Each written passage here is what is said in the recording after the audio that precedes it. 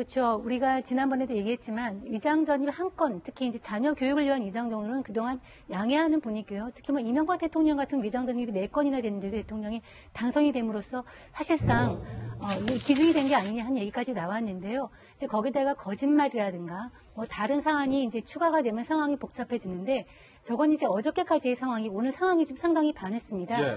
오늘 아침에도 아까 우리 김지혜 변호사가 대통령이 사과할 필요가 없다라고 얘기를 했는데 그건 어제까지의 이제 또 상황이고요. 또 많이 이제 상황이 변하는 게 있어서 이런 식으로 그러니까 이 위장 선입에 따라 제기되는 다른 의혹이 추가적으로 했을 때는 좀 다른 어떤 입장을 고려해서 선택할 필요가 있고요.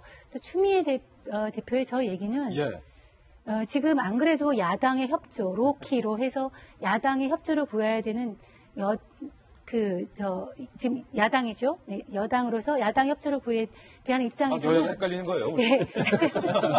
입장에서는 이제 우리 하는 말로 예. 이게 방송에 적절한 얘기는 모르겠지만은 골지른다는 얘기 있죠. 예. 약 올리는 거죠. 추미애 대표 발언은 저런 얘기를 듣고 야당 협조를 구하는 게 힘들어지는 거기 때문에 이거 네. 내부에서 조율은 안 된 얘기 같지만은 왜 저러시는지는 잘 모르겠습니다. 네. 적인지 악인지 모르겠습니다. 아니 어제 제가 야당 취재하다가 이제 여당 관계자 좀 취재를 해봤는데 박용진 의원 옆에서 그러는 거예요. 아니 우리가 좀 미안하다 하면서 살살 달래서 두 당도 필요 없다. 한 야당만 우리가 살 달래도 예를 들어서 국민의당만 싹 달래도 총기준 머릿수로 통과시킬 수도 있는데 추미애 대표가 저 발언한 바람에 지금 뭐 박지원 대표 등등에서 다 돌아섰다는 거예요, 여당에. 저거를 엇박자다 이렇게 동아일보가 보도를 했던데 역할 분담으로 보셔도 되죠.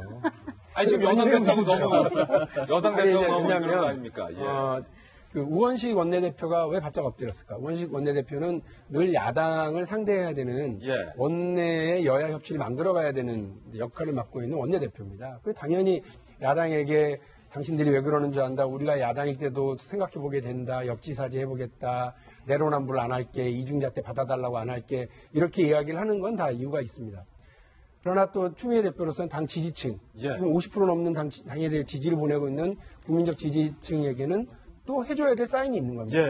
이게 우리가 지금 바짝 엎드리기는 하지만 그렇다고 그래서 과거 누구처럼 부동산 투기 목적으로 혹은 암에 걸리지 않았기 때문에 기뻐서 선물로 주는 이런 부동산 투기 목적이 이런 것들이 아니라 정확하게 말씀드리면 혹은 후보자가 몰랐거나 아니 며칠 동안만 그랬거나 자녀의 학교 문제로 하는 문제들이라서 이것도 문제가 될 수는 있지만 그럼에도 불구하고 경우가 좀 다르지 않습니까? 라고 하는 해명은 하고 싶은 거고요.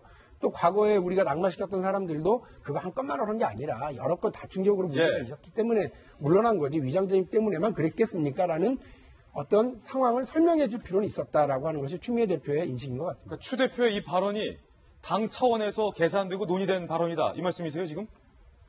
협공 혹은 역할 분담 이렇게 읽어야 되는 거 아니냐. 자, 이제 세 번째 뉴스로 넘어가겠습니다. 그런데 문제는 협조해줘야 할 야당이 전혀 협조할 생각이 없다는 겁니다. 추 대표의 발언 등등을 문제 삼았습니다. 그중에서도 박지원 전 대표의 발언이 심상치 않습니다. 세 번째 뉴스입니다. 박지원 대표, 국민의당의 박지원 전 대표는 사실 대선 직후에 문생큐라는 별명을 얻을 정도로 문재인 대통령에 대해서 매일매일 칭찬을 했는데요. 박지원 전 대표가 이번 잇따른 인사 문제에 대해서 기류를 바꿨습니다. 페이스북 내용입니다. 함께 보시죠. 국민의당의 박지원 전 대표, 문재인 정부의 그랜드 디자인은 없다.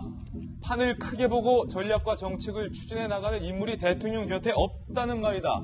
동아일보에 통해서 이렇게 말했습니다. 그리고 한 라디오 인터뷰에서는 문재인 대통령이 직접 사과를 해야 한다.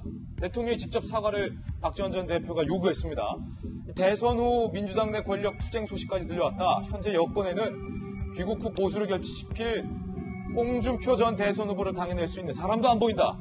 상당히 지금 민주당에 대해서 불편한 내색을 표현했습니다. 그러면서요, 문재인 정부와의 허니문은 불과 보름 만에 끝났다. 이제 문생큐 끝. 허니문 끝.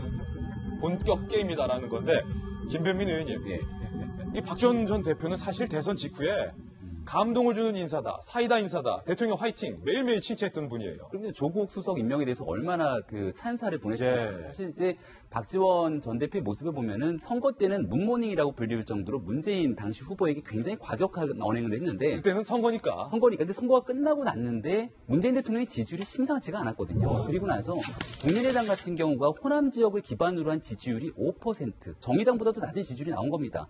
그래서 이제 국민의당의 존립에 대한 문제까지 생기게 된 건데 박지원 전 대표 같은 경우는 우리가 정치 구단이라고 불리우는 인물 아니겠습니까? 여러 가지 고민이 있을 것 같은데 그 당시 이와 같은 국민의당의 상황을 두고 두 가지 해석을 한 거예요. 첫 번째 해석은 민주당을 중심으로 결국은 흡수 통합되는 과정을 가는 게 아니냐라는 얘기가 나왔고 두 번째는 이제 그럼에도 불구하고 바른정당과의 연대 통합 등을 통해서 자강을 가야 된다는 얘기가 있었던 건데 저는 이 말에서 지금 그랜드 디자이너가 보이지 않는다라고 비판했던 지점을 좀 주목해 볼 필요가 있는 것 같아요. 그러니까 어찌 보면은 국민의당이랑 더불어민주당이 협치를 하려면은 통 크게 뭔가를 좀 양보하고 제안도 하고 해야 되는데 그 그랜드 디자이너는 박지원 전 대표만한 그랜드 디자이너가 있을까라는 생각이 들거든요. 그러니까 사실상 국민의당과의 협치를 얘기하고 있지만 이낙연 총리 후보자 추천 문제 같은 호남을 중심으로 한 인사를 먼저 해놓고 국민의당이 자연스럽게 따라올 수밖에 없게 만들거나 국민의당을 고립시키는 전략으로 가게 돼서는 죽어도 되지가 않는다라는 메시지를 좀 우회적으로 돌려서 표현한 게 아닌가라는 생각이 들어요. 예, 이 총리 청문회 녹록지가 않습니다. 지금 여야가 극하게 대립하고 있는 가운데 과연 국무총리 후보자에 대해서 원만하게 통과가 될 수 있을지 지켜보겠습니다. 그런데 문제는요. 제가 주말에 쉬지도 못했습니다. 계속 이 문재인 정부의 인선과 관련된 취재를 하느라 바빴는데 여야 공통적으로 우려를 표하고 있는 문제가 총리 후보에 대한 문제보다 사실은 더 큰 건, 더 진짜 게임은 강경화 후보자 청문회가 너무나도 무섭다. 여야가 모두 이렇게 말했습니다. 청와대도 무서워하고 있는 것 같습니다. 저희가 준비한 다음 돌직구 신문입니다.